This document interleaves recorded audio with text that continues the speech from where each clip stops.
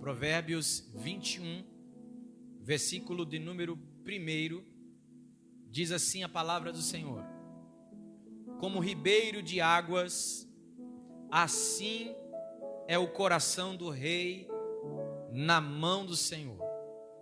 A tudo quanto quer o inclina. Todo o caminho do homem é reto aos seus olhos, mas o Senhor sonda os corações. Fazer justiça e julgar com retidão é mais aceitável ao Senhor do que oferecer sacrifícios. Olhar altivo, coração orgulhoso e até a lavoura dos ímpios são pecado. Os pensamentos do diligente tendem à abundância, mas o de todo apreço tão somente à pobreza.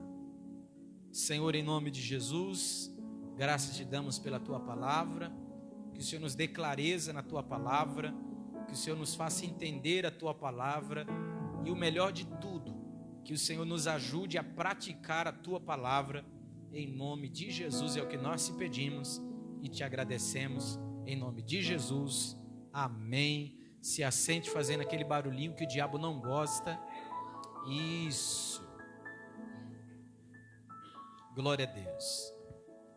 Amados irmãos, é sempre bom repetir, porque faz parte do ensino nós estarmos sempre repetindo algumas falas, que é para a melhor compreensão e para que os irmãos possam guardar com mais facilidade a palavra do Senhor. Aprendemos na palavra de Deus que o livro de Provérbios de Salomão já diz, quem foi que o escreveu? O próprio Salomão. Nós sabemos que o livro de Provérbios ele é um livro de conselhos e que o livro de Provérbios nós encontramos diversos assuntos a respeito da vida. E se tem um homem que soube aproveitar a sua vida, foi Salomão. Quando ele vai escrever o terceiro livro, que é o livro de Eclesiastes, ele vai dizer que tudo que o seu olho desejou, ele conquistou. Ou seja, tudo que ele queria, tudo que ele teve vontade, ele fez. Tudo que ele queria. Então, se tem um homem que sabe falar um pouco das vaidades da vida, se tem um homem que sabe falar um pouco a respeito da vida, foi o nosso irmão Salomão. Nós vemos também, e vale ressaltar, que a linguagem que ele usa por muitas das vezes uma linguagem de família, como a expressão filho meu, meu pai, tua mãe, linguagens de família. Nós vemos também que ele vai falar a respeito da mulher. E nós vemos aqui que no livro de Provérbios ele fala a respeito da mulher adúltera, ele fala a respeito da mulher briguenta e ele fala a respeito da mulher sábia.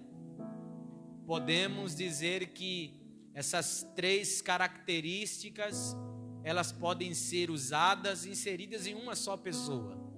Ela pode ser uma pessoa adúltera, ela pode ser uma pessoa rabugenta, briguenta, e também ela pode ser uma pessoa sábia, não é verdade? Nós entendemos aqui que até pela linguagem da época ele usa a mulher como exemplo, mas isso não isenta, isso não afasta a responsabilidade do homem dentro da sua casa, na sua família, na sociedade, no ambiente onde ele vive. Nós vemos no capítulo de número 21 que por mais uma vez Salomão ele vai fazer alguns contrastes. E ele no verso 1 ele fala a respeito do coração do rei que está na mão de Deus.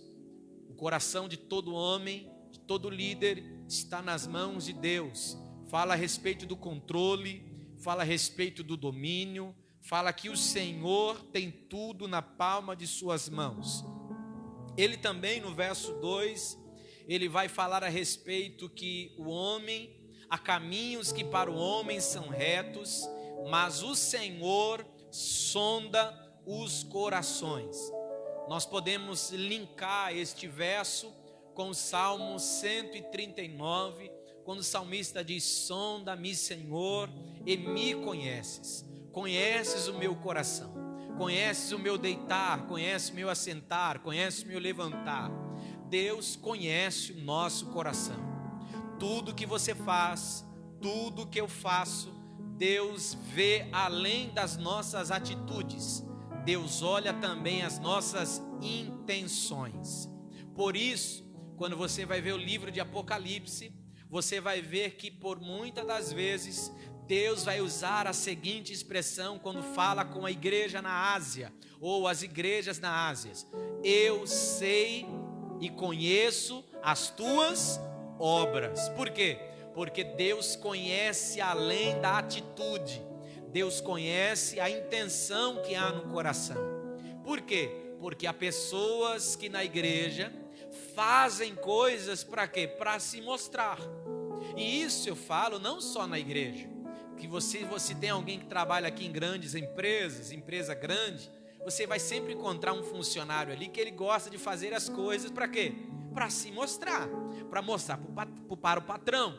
Nós vamos, até muitas das vezes nós até brincamos algumas vezes com alguns pastores, quando nós nos reunimos para fazer algum trabalho braçal ali, e às vezes está todo mundo conversando, todo mundo brincando, todo mundo falando, daqui a pouco alguém fala assim: o pastor está chegando. Quando o pastor está chegando, cada um pega uma vassoura, cada um pega uma enxada. Por quê? Para mostrar serviço.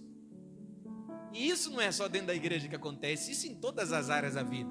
Sempre haverá pessoas que estão fazendo algo que aparentemente é uma coisa, mas Deus conhece a verdadeira intenção do coração.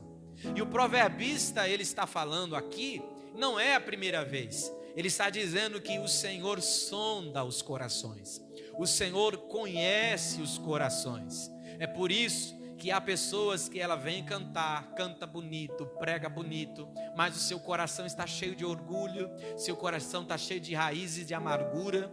Aí vem aquela pessoa, muitas das vezes, que não sabe ler direito, não sabe cantar direito, fala para o músico, dá um dó, ele canta em ré, ele canta em mi, ele canta em fá, ele canta em sol, ele canta em lá, ele canta em si, canta em todas as notas, menos em dó. Mas quando abre a boca, Deus olha lá no coração e vê um coração puro, um coração sincero, um coração quebrantado. Aí o céu se abre, a glória de Deus se manifesta. Por quê? Porque Deus conhece o coração, Deus vê o coração. No livro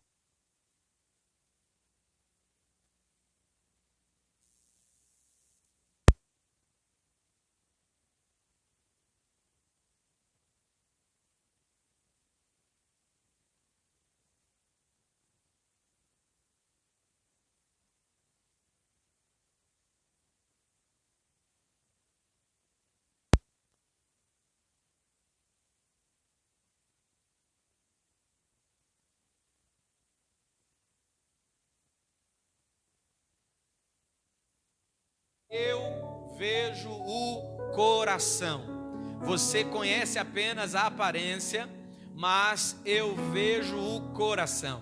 Por quê, pastor? Porque assim como o proverbista falou, o Senhor sonda os corações. Será que você pode olhar para essa pessoa que Jesus colocou perto de você? Será que você pode dizer para ele assim, ó: Deus conhece o teu coração. Deus conhece o teu coração. Deus conhece o teu coração. O versículo de número 3, ou verso de número 3, o texto sagrado do capítulo 21 do livro de Provérbios está dizendo assim: fazer justiça e julgar com retidão é mais aceitável ao Senhor do que oferecer sacrifícios. Vamos ler todos juntos esse versículo, irmão? Ele é muito importante. Ele é muito importante, nós vamos dar uma pausa nele para falarmos um pouquinho dele. Vamos lá? 1, 2, 3 e... fazer justiça é mais aceitável ao Senhor. Amém. Pastor, o que o proverbista está querendo dizer com esta fala? Vamos para o Novo Testamento. A palavra de Deus diz que havia uma classe de pessoas, uma classe de homens, que eles eram conhecidos como os fariseus. Eles se vestiam bem, de uma maneira bela, bonita. Suas vestes eram bonitas.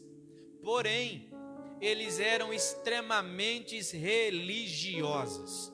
Eles, quando estavam jejuando, eles espalhavam para todo mundo que estavam jejuando, faziam uma carinha de fome. Quando eles iam orar, eles queriam orar em alta voz nas praças, diante das pessoas, para as pessoas verem que eles estavam orando. Eles eram homens que viviam apenas de aparência. Se não me falhar a memória, no capítulo 21 de Mateus, a respeito dos fariseus, Jesus vai falar assim: olha, os fariseus, vocês podem até ouvir o que eles pregam, mas não pratiquem o que eles praticam. Por quê? Porque eles apenas pregam, mas não praticam o que pregam. E é aí que é o grande desafio da vida cristã, aí que é o grande desafio da nossa vida como obreiros, como líderes, como pastores, como os homens que exercem e trabalham usando a palavra de Deus. Porque pregar, qualquer um pode fazer um curso e pregar, mas poucos são aqueles que procuram viver a palavra de Deus. É por isso que nós sempre enfatizamos aqui, irmãos.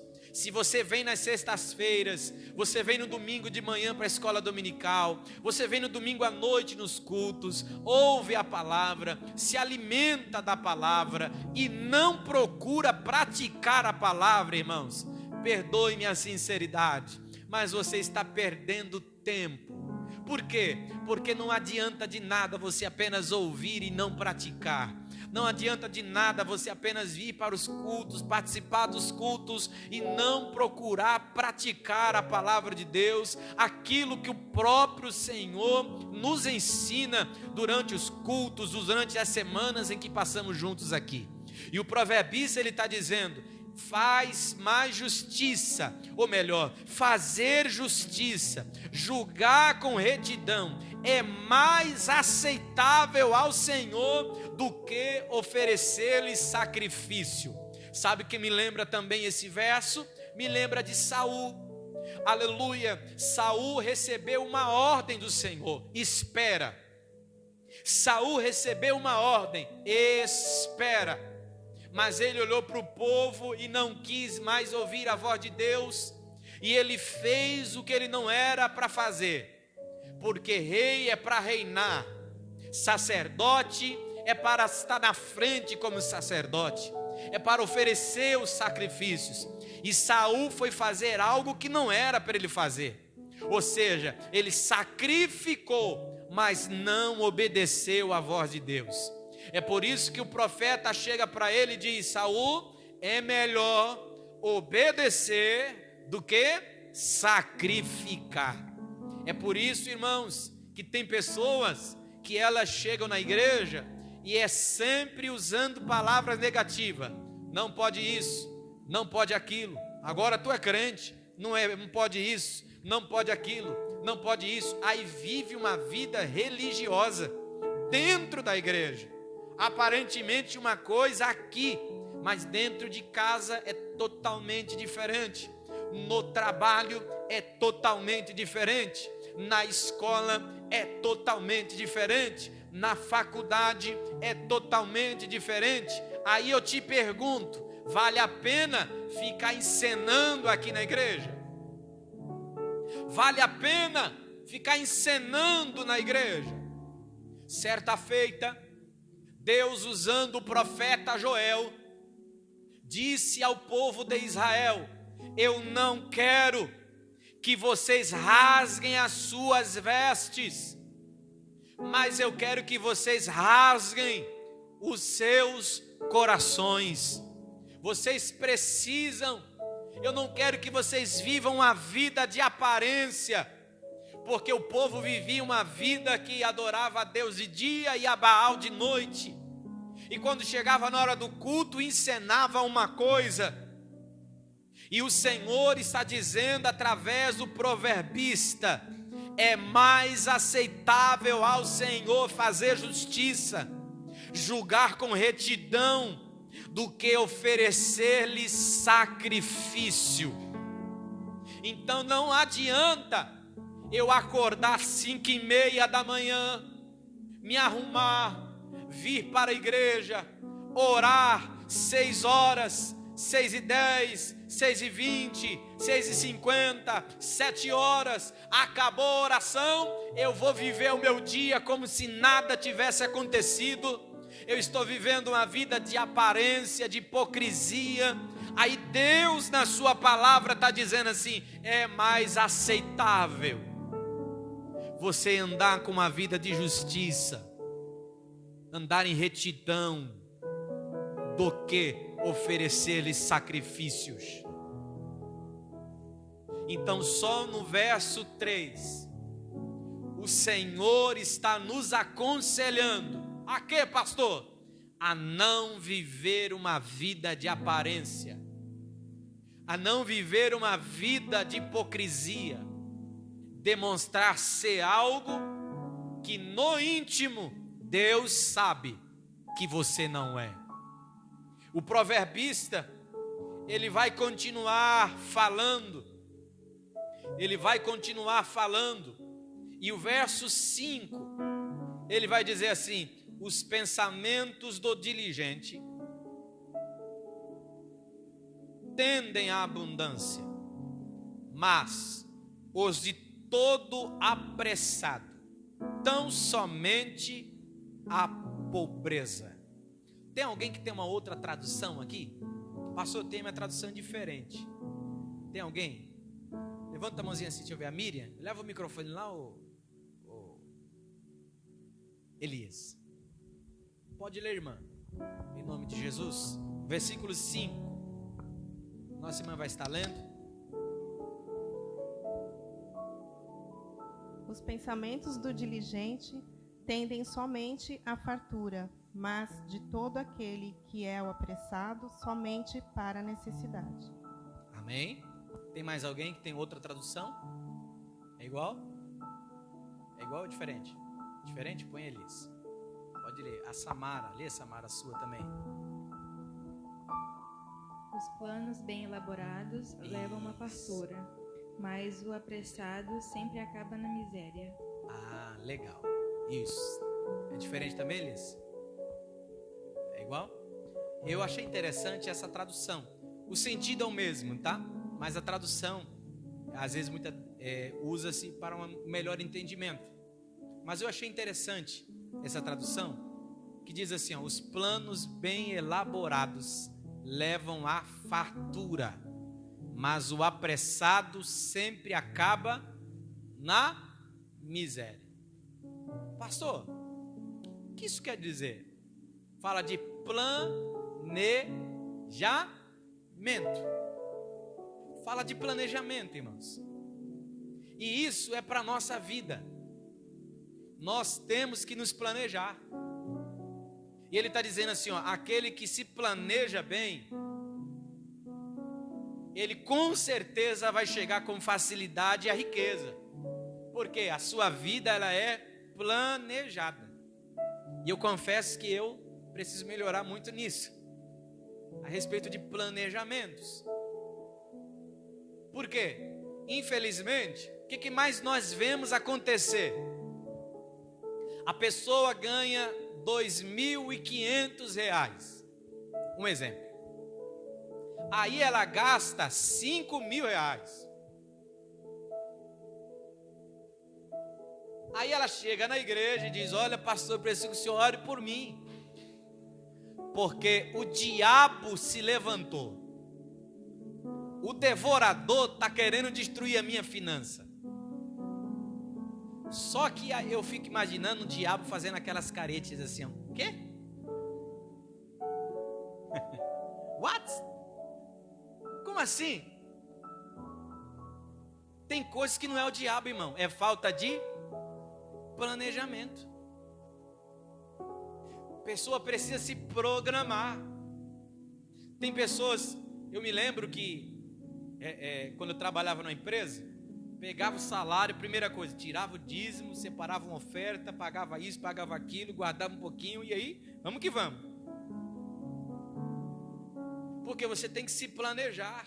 Ó, esse mês eu posso ir ali no McDonald's comprar um mais carinho ali, um Big Taste, sem ser do aplicativo completo, ô glória. Eu posso ir aqui, qual é a melhor pizzaria da Ilha Bela? Tem aqui a melhor pizzaria da Ilha Bela? Como que é o nome? Toscanela. Quanto que é uma pizza lá? A mais barata é R$90. Não, então esse mês eu posso ir lá comer uma pizza de 90, me programar. Mas tem gente que não, passa no cartão e vai. Quando você vai ver, de 10 em 10, de 20 em 20, 30 em 30, 40 em 40, 50 em 50. Você está gastando mais do que você ganha. O que é isso? É falta de planejamento. E eu acho interessante, irmão, que a Bíblia é tão maravilhosa, que a Bíblia ensina tudo isso. No Novo Testamento, o Senhor vai falar assim, ó, um rei, ele não vai à toa à guerra sem antes se planejar. Ninguém começa uma obra sem planejar os custos, os gastos da obra. E eu vou trazer, que eu gosto de usar-me como sempre exemplo. Na minha casa eu ouvi isso. Eu me lembro que na casa da minha mãe, tinha um irmão que era um arquiteto, e ele estava abençoando as igrejas, as nossas igrejas, e fez o desenho da igreja, fez assim, doou casa para a igreja, isso e aquilo, e nós tínhamos ganhado uma casa de uma irmã. Foi um testemunho tremendo. Nós morávamos de favor na casa do meu tio Luiz, e a casa da frente nós começamos a tomar conta, e praticamente a irmã deu a casa para minha mãe, ou foi um valor muito para falar, tipo que pagou, sabe? Para não falar que foi de graça. Foi abençoado mesmo. Aí o meu padrasto viu um terreno grande, aí chegou o irmão para ele e falou assim, olha, vamos lá, a gente faz assim, faz assado. E não, então tá bom. E fez um sobradão, irmãos. Só que o que aconteceu? Não fez planejamento. Levantou tudinho, deixou no bloco, mas cadê que conseguiu terminar? E aconteceu o que a Bíblia diz. Porque a Bíblia diz que quando você começa a fazer uma obra e não planeja e deixa a obra inacabada, quem passa vai olhar e falar assim, aí ó, começou e não terminou. É motivo até de vergonha. E quantas das vezes as pessoas passavam na frente da casa da minha mãe e falavam assim, aí ó, tá vendo? Começou e não terminou. Eu me lembro que um dia, Deus falou para mim, meu filho, eu vou cuidar da tua vida, eu sou teu patrocínio, eu vou te dar sapato, eu vou te dar calça, eu vou te dar camisa, eu vou te dar roupa. E eu já disse o meu testemunho aqui, só tinha uma calça, 2 camisas. Deus levantou uma irmã, a irmã começou a me abençoar, e ela me abençoou de uma tal maneira, irmãos, que a casa da minha mãe, a única parte que era terminada era o meu quarto. O resto, infelizmente, era tudo ainda no bloco. Mas a irmã chegou lá e disse, ó, eu não posso reformar sua casa toda, mas o seu quarto eu vou arrumar. Rebocou o quarto todinho, pintou, comprou cama, comprou guarda-roupa. Parecia que era uma outra casa dentro da casa. Mas por que você está falando isso, pastor? Porque na empolgação do momento, não, vamos fazer assim que vai dar certo. Aí quis levantar um sobrado, só que não tinha recurso para fazer, irmão. Eu sempre costumo dizer, pé no chão, mas a cabeça é no céu. Cabeça no céu, mas é pé no chão. É lógico que haverá ocasiões que você precisa colocar os pés. Mas não tem nada, coloca o pé, que Deus vai colocar o chão. Mas na maioria das vezes você precisa se organizar, se planejar. E o proverbista ele está dizendo assim, ó, os planos bem elaborados levam à fartura. Ou seja, quando você se planeja bem, você pode ter um êxito, um sucesso na sua vida, mas o apressado sempre acaba na miséria. Você já viu aquela pessoa que fala assim: não, rapaz, eu não sei se eu vou estar vivo amanhã, eu não sei o que vai ser de mim amanhã, e passa ali cartão, e passa ele aqui, passa. Só que amanhã, irmão, ele não morre, a fatura vem.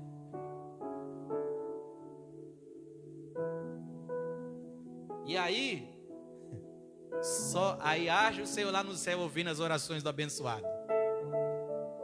Vamos lá. Verso de número 9, eu destaquei aqui o verso de número 9. Verso de número 9. Olha só mais uma vez, tá? Melhor é morar num canto de umas águas furtadas, eita Jesus, do que com a mulher rixosa numa casa ampla. Tem algumas traduções que dizem assim: é melhor morar num pedaço de terra com um telhado do que morar numa casa ampla com a mulher rixosa. Pastor, o que quer dizer mulher rixosa? Quer dizer mulher briguenta. O que ele está falando? O que o proverbista está falando aqui, pastor? Ele está falando de um lar, ele está falando de uma casa em que pode ter tudo, só não tem paz. Tem tudo, mas não tem paz. Se preocupe, irmão. Se preocupe quando você quer ficar mais no trabalho do que em casa. Se preocupe quando você quer ficar mais na igreja. Que isso, pastor? Você vai perder membro. Não, é Bíblia, irmão. Do que na sua casa. Sabe por quê? Porque a primeira igreja não é aqui. A primeira igreja é na sua casa. Os primeiros membros que você pastoreia, que você lidera, não é aqui, é na sua casa. Tem pessoas que fazem hora extra, tem pessoas que trabalham de segunda a segunda, sabe para quê? Para não chegar em casa. Por quê? Não tem paz em casa.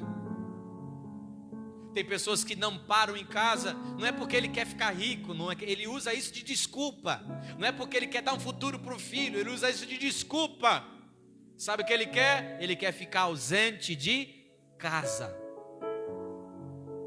Por quê? Porque em casa ele não tem paz. E é aí que entra o papel fundamental da mulher. É aí que entra o papel fundamental do homem também.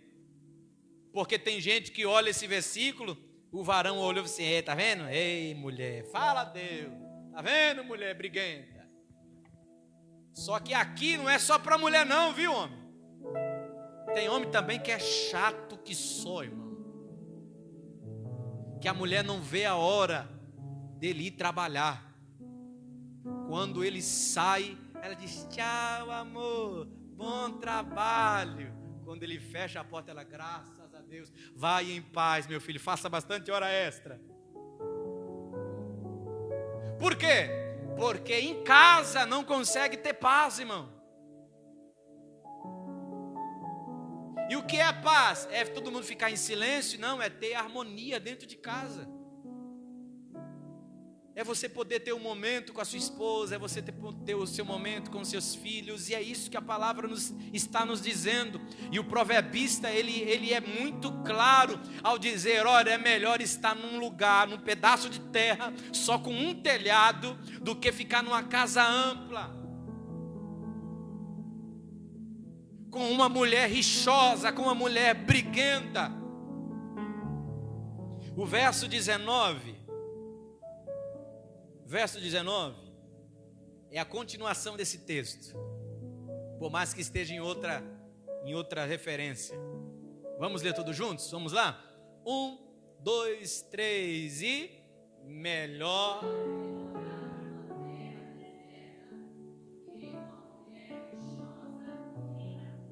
Amém, irmãos? Agora cai para nós aqui, vamos cair para nós aqui.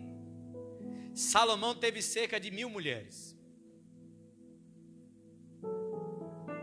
Pensa comigo, da onde, quem foi a musa inspiradora dele para ele ter esse verso? A mulher devia ser chata demais, irmão.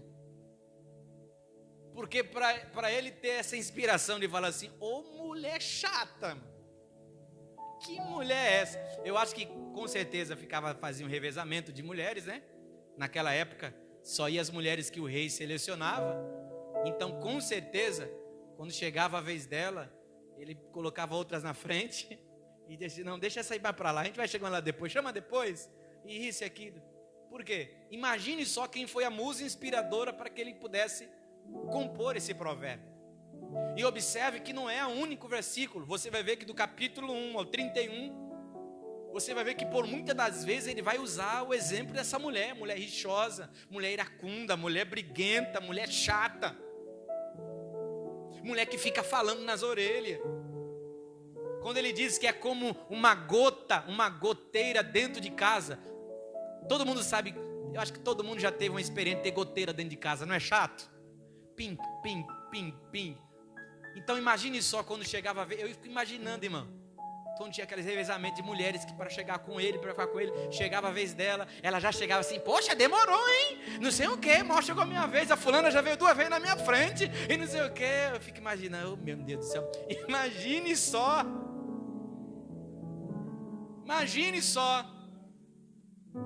o exemplo que ele teve para poder receber e compor esse provérbio. Por isso que ele vai dizer que é melhor ter paz. E hoje, nós traduzimos muito na vida do casal, usamos muitas das vezes a expressão, é melhor ter paz do que ter razão. E isso acontece muito entre os casados. Que às vezes é melhor ter paz do que razão, não é verdade, irmão? Os casados, eu posso ouvir um amém para dizer que eu não estou só? Isso, tá vendo? O John quase falou em línguas ali agora. Glória a Deus. Vamos lá, aleluia. Coisa linda, né, John? Deus é bom, isso aí. Vamos lá, verso de número 13. Verso de número 13, destacar aqui o verso 13. Louvado seja Deus. O que tapa o seu ouvido ao clamor do pobre, também clamará e não será. Alguém, por gentileza, pode ler Mateus 24, 12. Mateus 24, 12. Quem encontrar, por gentileza, fique em pé, que o Elias vai levar o microfone até você. Mateus 24, 12. E por se multiplicar a iniquidade, o amor de muitos esfriará. Amém. Esse versículo, esse verso, ele está me mostrando uma lição importante. Primeiro, a lei da semeadura. A lei da semeadura. Quando o proverbista diz assim, ó, aquele que tapar o ouvido ao clamor do necessitado ou ao clamor do pobre, quando ele clamar, ele também não será ouvido. Nós vemos que aqui é a lei da semeadura. Aquilo que eu plantar, eu vou colher. Nós vemos muito isso até na igreja. Você já viu que tem gente, eu já passei em uma igreja, que o irmão só faltava dormir no púlpito. E às vezes eu tinha que dar uns puxão de orelha nele, porque às vezes ele ficava e parecia que ele estava em casa, assim, ó. E eu tinha que chegar para ele e falar assim, irmão, você não está na sala da sua casa não, sente direito aí, por favor. E faltava quase dormir, irmão. Só que aí eu falei assim, deixa eu ver como que é esse abençoado. Aí dava oportunidade para ele, quando ele pegava o microfone, eu saldo a igreja com a paz do Senhor, a igreja amém, e papai, blá, blá, blá, blá, blá, blá, blá, blá, falava em língua estranha, falava mais em língua estranha do que em português. Aí eu falei assim, rapaz, eu já sei o que eu vou ter que fazer. Vou ter que deixar um microfone com ele no púlpito, porque só assim para ele dar glória. Porque você já percebeu que tem gente que gosta de chegar aqui na igreja e meter o pau na igreja? A igreja está fria, a igreja não dá glória, mas ele é o primeiro a não dar glória, irmão. Ele é o primeiro a estar frio. Aquelas pessoas que mais reclamam, que mais gostam de apontar o dedo, é o que mais está errado. Porque quem dá exemplo não fala, mostra. Quem é exemplo, ele não precisa ficar falando, faça isso, faça aquilo, vamos nisso. Não, eu vou mostrar com a minha atitude. Exemplo de Jesus. Atos capítulo 1, a Bíblia diz que Jesus fazia e ensinava. Como assim, pastor? Ele fazia primeiro e depois ele falava como que tinha que fazer. Então tem pessoas que, eu estou usando um exemplo simples na igreja. Tem gente que por isso que não é todo mundo que eu dou oportunidade para falar de oferta. Porque não tem como chegar aqui e falar para os irmãos, irmãos, oferte. Irmãos, entregue o seu dízimo, sendo que ele mesmo não faz nada disso. É por isso que nós temos que tomar cuidado, nós obreiros, irmãos, que estamos aqui. A igreja está nos vendo. Então, quando nós estivermos aqui pregando a palavra de Deus, precisamos ficar atentos que a igreja está nos vendo. A igreja está vendo o nosso comportamento, a nossa postura. Então, quando você for falar algo, quando você for expor algo na palavra de Deus, automaticamente a igreja que está te observando, ela vai dar glória a Deus. Sabe o que mais nós vemos nesse versículo? A falta de amor. E é o que foi lido em Mateus, que por se multiplicar a iniquidade, o amor de muitos esfriarão. Então nós temos que ter mais amor ao próximo. Faltou o irmão que você conhece? Liga para ele, irmão. Faltou irmão que você sabe que não veio porque não está trabalhando? Liga para ele, pergunta. Eu sei que não é clichê. Eu sei que você já ouviu isso. Ovelha gera ovelha. Você pode conhecer alguém com certeza que podia estar hoje aqui na igreja e não está. Então quando acabar o culto, não fique querendo murmurar, fala assim, hoje faltou bastante gente, hoje não veio ninguém, hoje é isso ou aquilo. Não, acaba o culto, liga o fulano, você não veio hoje, senti sua falta, hein? Mas amanhã tem ceia, eu te espero amanhã aqui no culto. Amanhã tem oração, 6 horas da manhã, vamos orar junto, eu passo aí na sua casa. Por causa da iniquidade, o amor de muitos esfriará. O proverbista está dizendo, quem fecha os ouvidos ao clamor do necessitado, quando ele clamar, ele também não será ouvido.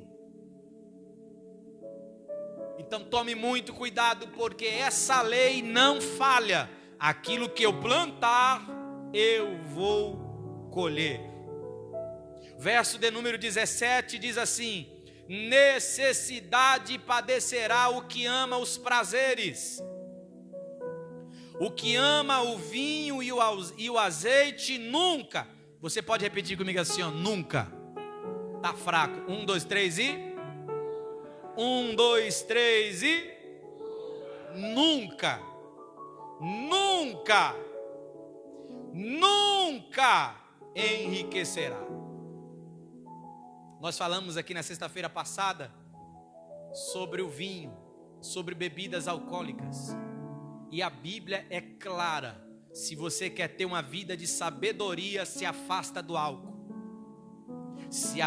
A Bíblia é muito clara, se você quer ter uma vida próspera, se afasta do álcool.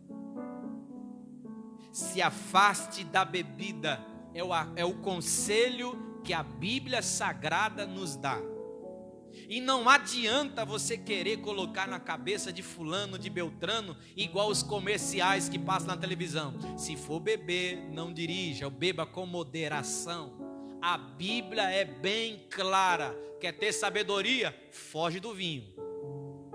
Quer ficar rico? Foge do vinho. Quer enriquecer? Foge do vinho. Quer viver uma vida de sabedoria? Foge do vinho. É claro, irmão.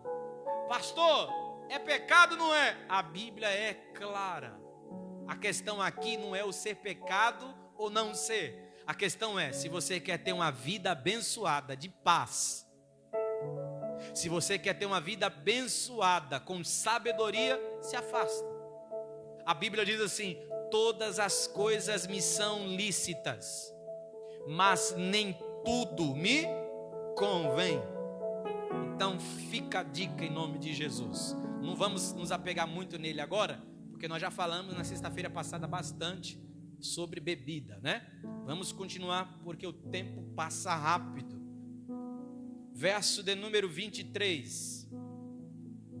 O que guarda a boca e a língua, guarda das angústias da sua alma. Esse é um dos conselhos mais sábios que a Bíblia Sagrada nos dá. Se você quer ter uma vida de sabedoria, saiba controlar a sua língua. Tiago vai dizer isso. Ouça mais, fale menos. Eu tenho certeza que você, todos nós que estamos aqui, na vida, nós já tivemos experiências, que nós entramos em algumas situações porque falamos demais, falamos sem pensar, falamos no impulso da situação. Então a Bíblia Sagrada diz: o que guarda a boca e a sua língua está guardando a sua alma de muita angústia. E vou finalizar com o verso 31, dizendo assim: o cavalo prepara-se para o dia da batalha, mas do Senhor vem.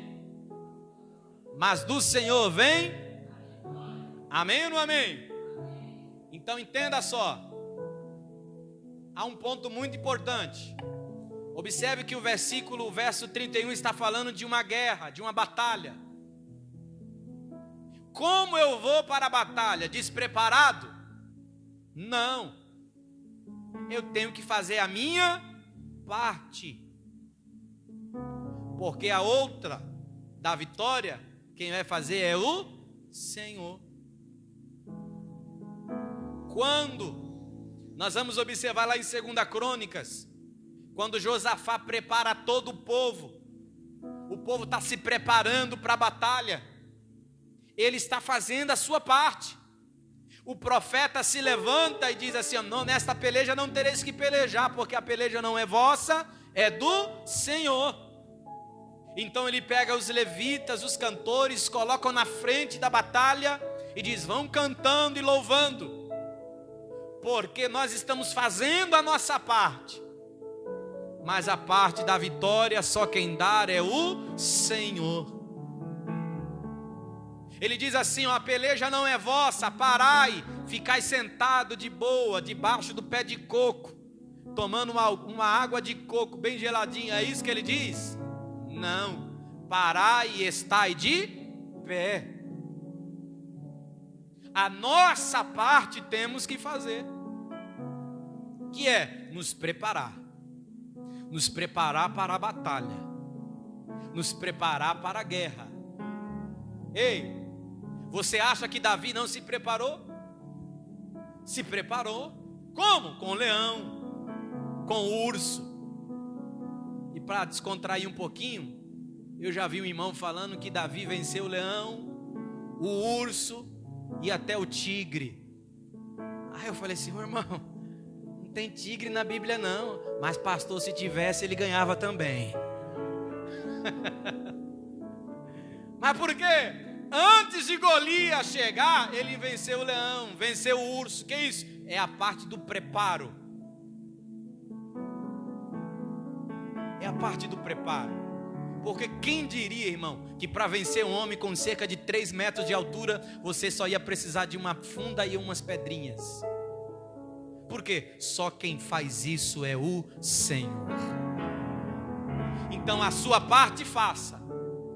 No cavalo, nós preparamos para a batalha. Como assim? Vou me preparar, vou jejuar, vou orar, vou vir para a igreja, vou vir para a escola dominical, vou fazer a minha parte, vou vigiar, vou fazer a minha parte. Agora a vitória quem dá é o Senhor. Amém? Que Deus abençoe a vida de cada um de vocês.